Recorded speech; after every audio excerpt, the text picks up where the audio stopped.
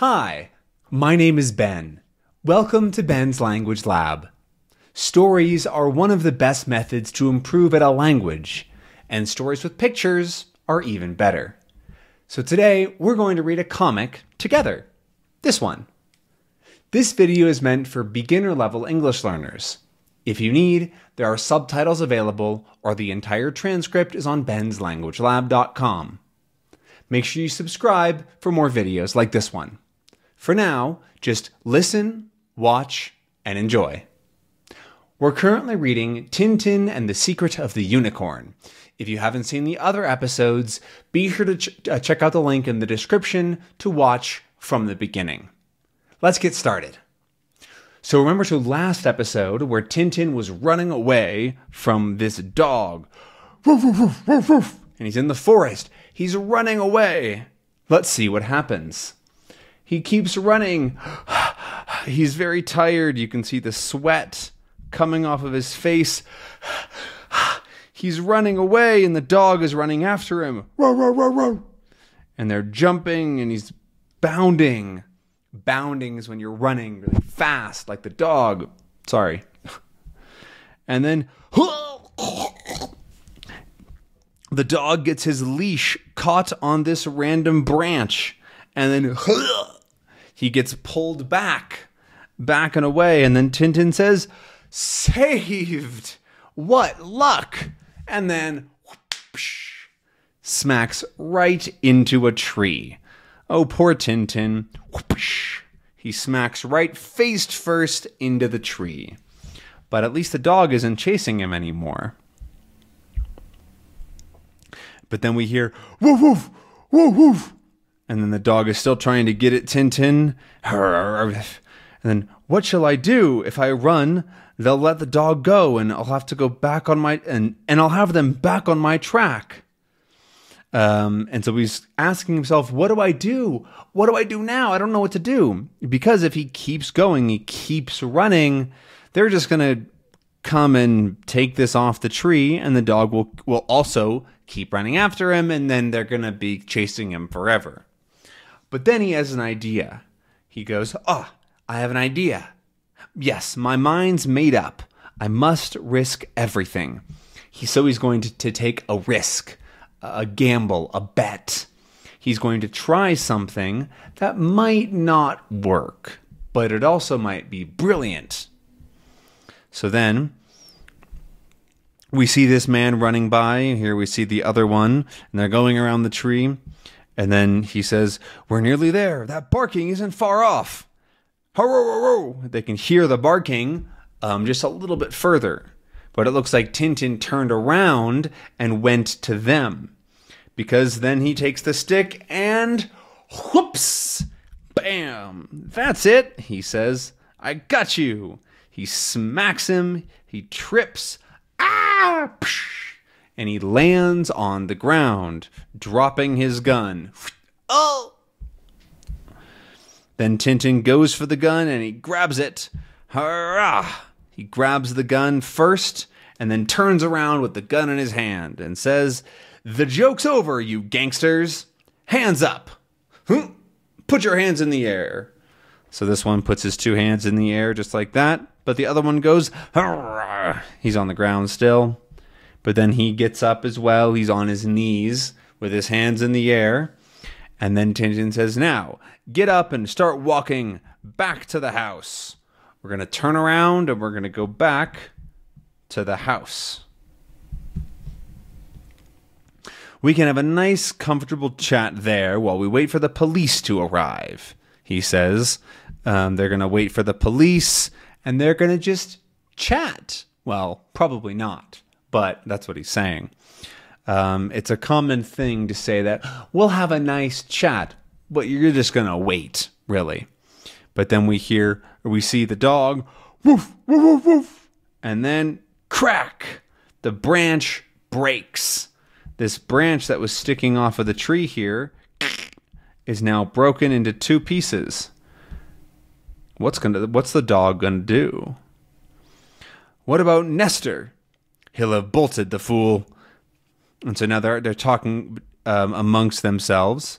about the butler, Nestor. Nestor, old man. And then he asks him, what about Nestor? But then he'll have bolted. He'll have run away. He's afraid. And so he's going to run away. And then he'll have bolted, the fool. Don't talk and keep moving, says Tintin. Shush! Keep going.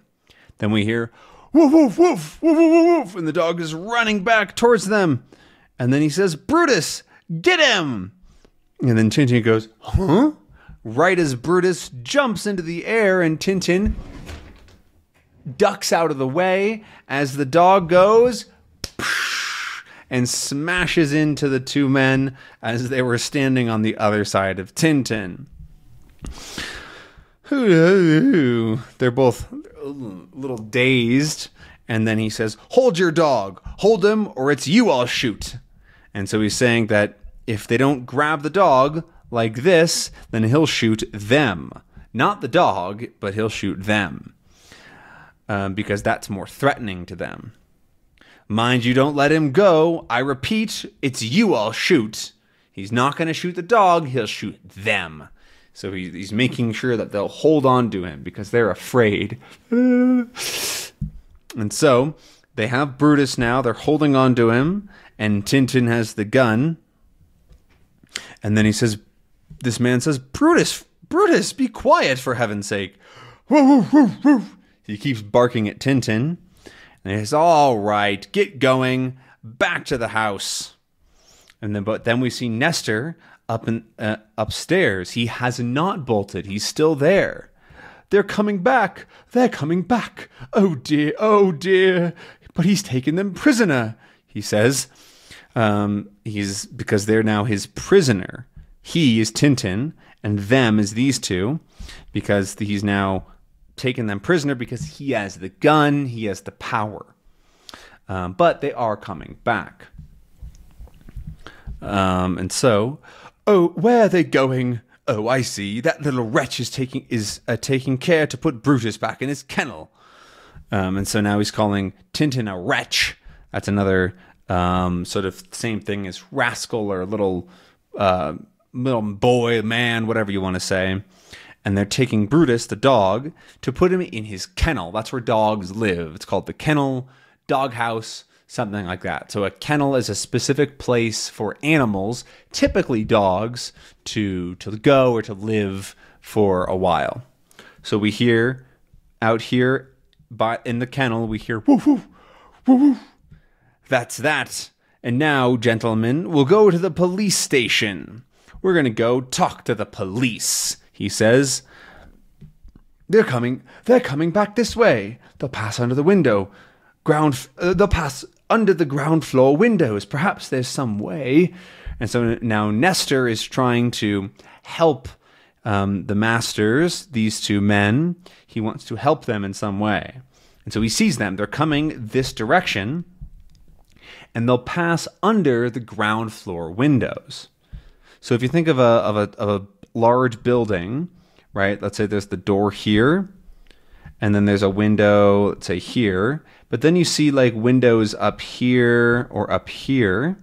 That's because there are different floors on a building. So this would be called the first floor, second floor, third floor, or this is also the ground floor. Ground, like that. And so they're going to pass under the ground floor windows. They're going to walk by here. And so the windows might be a little bit higher, right? So maybe they're like this, and then they pass under the windows like that as they're going by. And so he's thinking, what can I do? And then he says, keep cool, Nestor. Keep cool. Don't worry. Stay calm, he says. And they're walking by. Dun dun dun dun dun dun. He's got the gun. They're marching by. Here they come. Careful, don't miss. And he has a bat in his hands. And then, whap! And then, Nestor! He yells as Tintin drops the gun. Oh dear, I didn't hit him hard enough. And so then, but this man is going for the other gun. What now then? Once more. Oh dear. Whoopsh. And he hits the other man right on the head as he grabs Tintin around the neck. and then he gets knocked right in the head, right in the noggin. And then he grabs the gun and says, "Got you this time, my young friend," as he now has the gun and is pointing it at Tintin, who's on the ground after being walloped in the head by Nestor and his bat. And then he says to Nestor, "Come out here, Nestor, and bring some strong cord with you." Cord is like string or wire, and he's going to tie up Tintin so that he can't move. "You walk in front. I don't have to tell you. One false move and I'll shoot you like a dog," he says. Because if Tintin tries to turn around or run away, he'll shoot him right away. And he tells him to walk in front, right? So here he is in front and they're behind, because it wouldn't make sense to have Tintin in the back, right? So he says, "Walk in front. I don't have to tell you. One false move and I'll shoot you." Speaking of dogs, though, ow! Snowy jumps in and bites the man right on his wrist. Ah! Snowy! And so he comes in, whoosh, and he smacks the man right in the face. Wham! And then hits him with his left hook. So this is his left arm, and this is his right arm. Right, left. Well, for me, I think it's reversed in the video. But this is my right arm, left arm. So he goes right, and then the left hook comes from outside. Bam! And smacks him right in the chin. "Snowy, good old Snowy, you managed to find me." "Hands up." Again, he says, as he hears from around the corner somebody say, "Hands up." But Snowy managed to find him and help him. But then, oh, great snakes! That sounds like the two Thompsons. "Hands up, I say." And so then he turns around, and there's Captain Haddock. Hooray! He's saved. He jumps up and says, "Yippee! Ha-ha, bully! Ha, pirate! Pickled herring!" And so the captain is still a little bit drunk. And so he comes running. He has his bottle and says, and he raises it above his head, and Tintin goes, "Captain, look out, Captain! What are you doing?" He doesn't know what is the captain doing? He's acting like a maniac. And then he comes around and goes, whoosh, and he throws the bottle, saying, "That's one for you, sycophant." I don't really know what a sycophant is. It's somebody who's doing something bad or whatever, because the man had gotten the gun, he had just grabbed it, and then was smacked in the head by Captain Haddock's bottle. And then he says to Tintin, "That thug had come round and he was just going to shoot you. He was going to shoot you right in the head." And so Haddock is angry at him. He stopped him from doing that. "Let me go. I keep telling you it's all a mistake. I'm not the one to arrest." And we hear Lester from around the corner as Thompson and Thompson come around with him. "Ah, and here come Thompson and Thompson. Hello. This little ruffian, this little wretch who broke into my house and terrorized my masters, he's a real gangster, Mr. Detective." So now we hear Nestor, that's his name, Nestor talking to Thompson and saying that it was Tintin. He's a little ruffian, the little wretch who broke into their house and terrorized his masters, which are these two men up here. And he's saying that it's Tintin. Tintin did everything. It's Tintin's fault. Nobody else. It's true. Nestor acted in good faith. I heard his master say I was a criminal. Nestor believed it. And so now Tintin is sticking up for Nestor because Nestor thinks that Tintin is a bad person and he doesn't know anything about these two men. He's just the butler. And so he's telling Thompson that it's okay. Nestor was just trying to help. He was acting in good faith. When you act in good faith, it's when you do something that's maybe a little wrong, but you meant to do good. You didn't mean to do wrong. So in the case of Nestor, when he whacked Tintin on the head with this stick, he thought he was doing the right thing. He thought he was helping because he thinks that these guys are good, but they're actually bad. And so he was acting in good faith. The master said that Tintin was a criminal. Nestor believed him, and so he was just trying to help. Then look what masters are the criminals. Look what's left of my bottle of 3-star brandy. It's their fault. They're gangsters, dizzards, baboons. And so now Haddock is saying that they are criminals because they destroyed his bottle of 3-star brandy. His booze, his drink is what they destroyed. And then he adds, and what's more, we have a warrant for their arrest. And then he looks through his pocket and says, my wallet, it's incredible.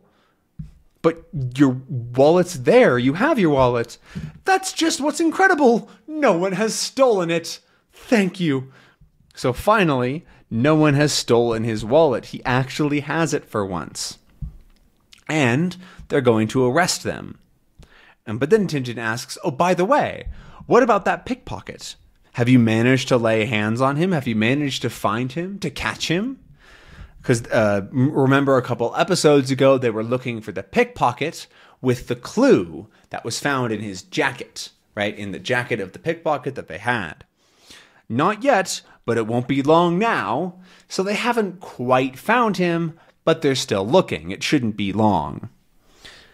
We've got his name from the Stellar Cleaners, and that's that place they went to look with the clue. He's called Aristide Silk. What a name, huh? His name, he's called Aristide Silk.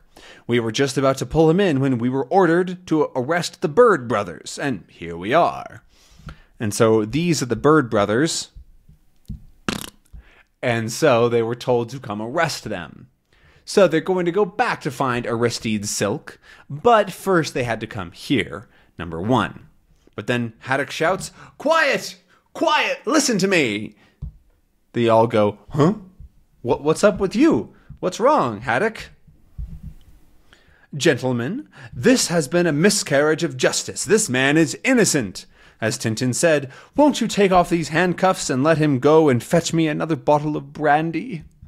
And so, of course, Haddock still wants more brandy. He wants more drink. And he's saying that this has been a miscarriage of justice. This man is innocent, like Tintin said. Take off these handcuffs. These are his handcuffs. Let him and go and get me a bottle of brandy. So he wants him to go inside and get a brandy and bring it out. That's actually why he wants him released. But he's saying that it's a miscarriage of justice. Justice is when somebody gets what's deserved. So if they commit a crime, they have to pay the price, the penalty, maybe a fine or go to prison, something like that. But a miscarriage of justice is when the wrong price is paid. So Nestor didn't do anything. He didn't actually do anything wrong. He was acting in good faith. And so having him in handcuffs might be a miscarriage of justice. He didn't do it. He's innocent. And then they say, there, my man, now you're free. We'll use these handcuffs for your masters. And so he unlocks the handcuffs and let him go. We'll follow you, Nestor. Don't forget, it's to be 3-star. He specifically wants a kind of brandy which is better, which is a higher quality brandy, 3-star. And so he's saying, right behind you, Nestor. You're doing great. Go get that brandy. But now they're going to talk a little bit because Tintin asks, now, Captain, tell me how you came to be here. Oh, yes, well, right. Just after your telephone call, and I didn't understand a word of that, someone rang up from the hospital. So remember when he was talking on the phone, Haddock didn't understand him. What was that? I can't understand you. That was sort of what was going on when they were talking before. But then somebody called him, somebody rang him up, ring, ring, hello, from the hospital, where they still had these three birdsman, the little birdsman, the guy who was shot and pointed to the birds. After hovering between life and death, he'd come around and identified his attackers. He told me who his attackers were, or rather, he told the doctors who the attackers were. He identified them. The Bird Brothers did this to me. They shot me. And he called them the Bird Brothers, antique dealers of Marlin Spike Hall. It was only when I heard that name that he remembered what Tintin said. And so he figured out what it was. At least that's what we think. That I understood what you meant on the telephone. There was no time to lose. I warned the police at once, and we rushed over here. He told them right away, at once, because there was no time to lose. Let's do it right now. No time to lose. Let's get going. And then we rushed here.